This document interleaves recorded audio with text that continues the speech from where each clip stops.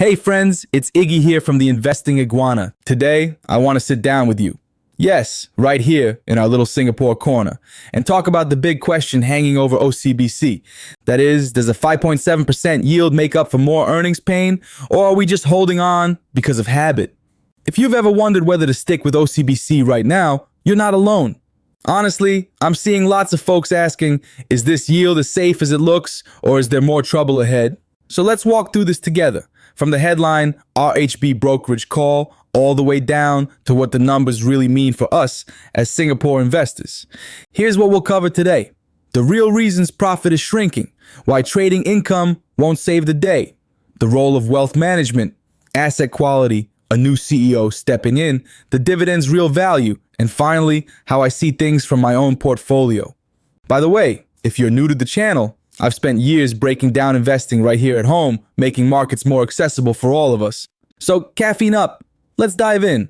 Should we stick with OCBC for its 5.7% yield, or is there more earnings pain ahead for Singapore investors? First up, let's talk numbers. OCBC's first half, 2025, delivered a rough reality check. Net profit fell 6% year on year to $3.70 billion. In the second quarter, that shrank another 7%. That's not just a blip, that's a trend. Now, if you've ever wondered what hurts bank profits in times like these, let me spell it out. Banks make money from the difference between what they charge for loans and what they pay on deposits. That gap, the net interest income, took a beating, down 5%. And a fancy finance word for this is margin compression, which just means the gap is narrowing.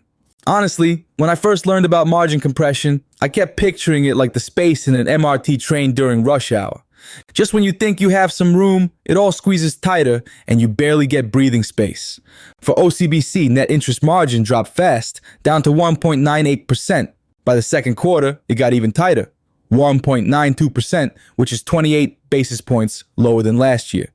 If you're keeping score on your spreadsheet, OCBC's NIM took a harder hit than DBS or UOB. DBS managed only a small fall. UOB's dip was not as bad. But OCBC, ouch. Now imagine this table for a second. It's like a scorecard for the three banks. DBS grew profits. OCBC and UOB saw declines. OC pays the highest dividend yield. OC also has the lowest bad loan ratio. But why does this matter to us? Because when profit gets squeezed more for OCBC than DBS or UOB, their ability to pay out dividends and reinvest is under pressure. OCBC's margin squeeze hurts. But there's something important here. If you're relying on lending income for growth, DBS feels steadier. OCBC faces bigger shocks when local rates move. Still, don't write it off just yet, because there are some bright spots. Let's break down the trading side. OCBC got a nice bump from trading income in the first half, up 6%. Sounds good, right? But RHB reckons this won't repeat for the rest of the year. Why? Because market volatility is cooling, clients aren't scrambling to adjust positions, and the treasury desk probably won't deliver another surprise. So if you're a retail investor hoping OCBC's trading desk will work some magic, don't count on it. It worked in the last quarter, but it's unpredictable. Trading is like extra seasoning on a dish. Great when it happens, but you can't rely on it every meal. The bank's strength is really elsewhere, and if I'm putting my own money down, I'd care more about recurring wealth management fees than lucky trading windfalls. Here's the really interesting piece. OCBC's wealth management numbers are strong. 37% of total income now comes from this segment. In the first half, net fee income jumped 19%, with wealth management fee income up a whopping 25%. A quick story. Years ago, Singapore banks weren't always top of mind for family offices and high net worth clients. But recently, there's been a steady inflow of wealth from around the region and beyond. OCBC now has $310 billion under management, and that's real money. If you picture the income breakdown table, what stands out is just how much fee income is carrying the load. While interest income slips, insurance lags, fees keep on climbing. Why is this key? Because fee-based businesses are more stable, less affected by rates. Sure, markets and client moods swing, but there's underlying strength. OCBC's ability to win in wealth management gives me some comfort. If you believe Singapore will keep growing as a wealth hub, OCBC's position looks solid. It's a reason I haven't cut my own allocation yet, even as lending profit falls. Singapore banks pride themselves on low bad loan ratios, and OCBC is top of the pack. Their non-performing loan ratio was just 1.9%. Credit costs are low too, with lots of buffer to handle any trouble. But don't sleep on one risk. OCBC has exposure to Hong Kong commercial properties.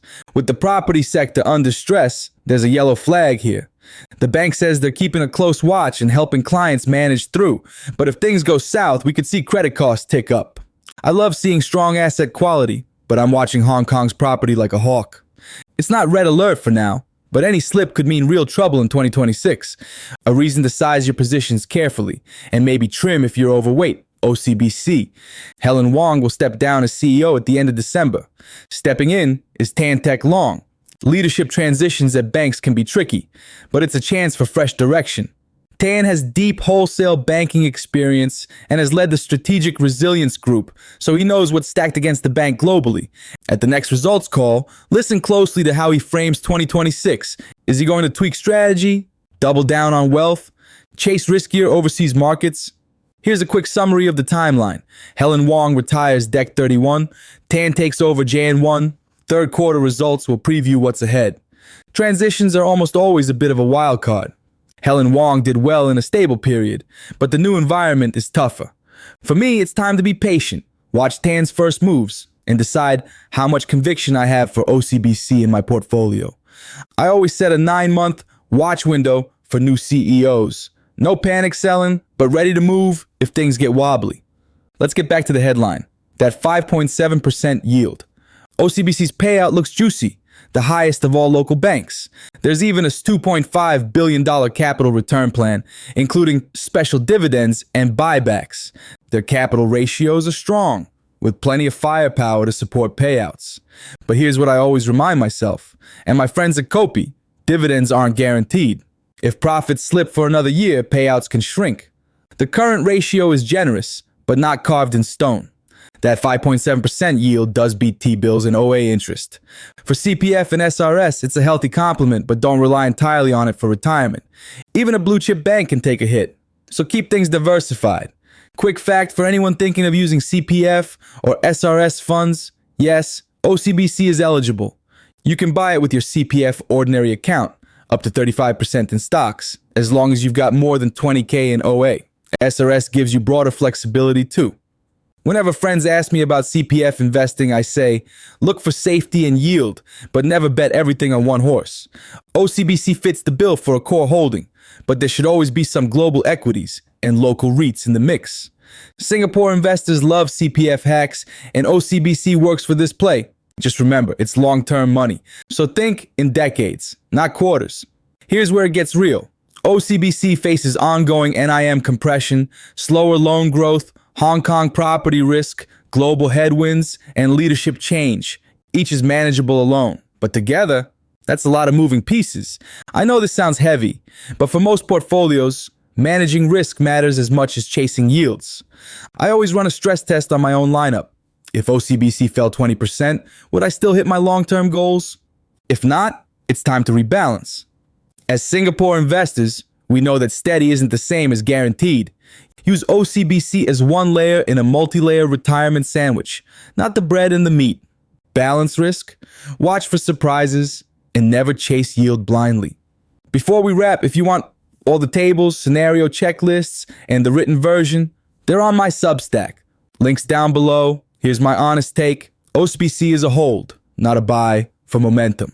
If you love dividends and trust Singapore's wealth management engine, stick with it. If you crave capital gains, DBS might suit you better. So what are you looking at for your next move? Let me know in the comments. I respond to every Singapore investing question I get. And if you want early access, deep dives, and to join our growing Investing Iguana community, hit that premium membership link. It's all about sharing ideas, learning together, and de-stressing the path to financial freedom.